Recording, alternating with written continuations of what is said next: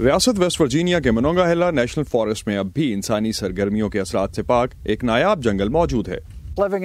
یہاں مشرق میں بہت کم جگہ ہیں جو انسانی سرگرمیوں کے اثر سے پاک ہیں۔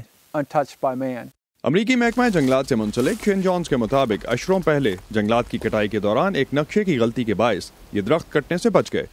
یہ اچھا ہوا کیونکہ اس جیسے لال صنوبر کے جنگلات ماحولیاتی حدت یا گلوبل وارمنگ کا باعث بننے والی کاربن ڈائی آکسائیڈ کو اپنے اندر جذب کر کے زمین کا حصہ بنانے میں بہترین رہتے ہیں۔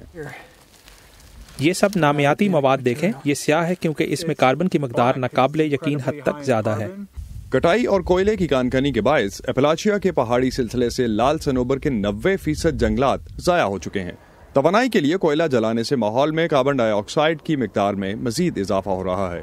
گلوبل وارمنگ کے بڑھنے کے ساتھ کاربن ڈائی آکسائیڈ کو ختم کرنے کے لیے جنگلات کی ضرورت میں بھی تیزی سے اضافہ ہو رہا ہے۔ تاہم کینٹاکی یونیورسٹی کے کرس بارٹن کا کہنا ہے کہ ٹراپیکل رین فارسٹ کو ہی اس حوالے سے توجہ دی جاتی رہی ہے۔ یہاں واشنگٹن سے صرف 4 گھنٹے دور دنیا کے اس حصے میں جہاں موسم بھی مناسب ہے، ہمارے پاس اربوں درخت لگانے کا موقع ہے۔ یہ ایک وجہ ہے کہ بارٹن نے گرین فارسٹ ورک کے نام سے ایک گروپ شروع کیا۔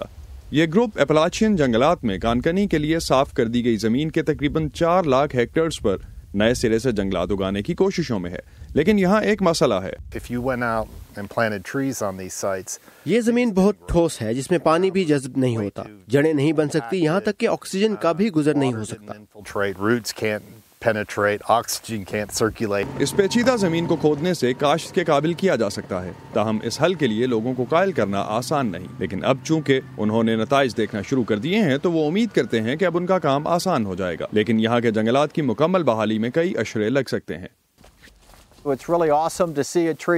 یہ دیکھنے میں بہت اچھا لگتا ہے کہ آپ نے جو درخت 8 سال پہلے لگائے تھے آج وہ آپ کی کمر تک آ چکے ہیں، لیکن ہر روز کے اختتام پر جب ہم جائزہ لیتے ہیں تو محسوس ہوتا ہے کہ کام تو ابھی شروع ہی ہوا ہے۔ دنیا بھر میں ماہرین کا کہنا ہے کہ قدرت ماحولیاتی تبدیلیوں سے لڑنے کے لیے بہت طاقتور ذرائع مہیا کرتی ہے۔ قدرت کام کرتی ہے لیکن آہستہ۔ اسٹیو بیراگونا کے ساتھ اسد اللہ خالد، وائس آف امریکہ۔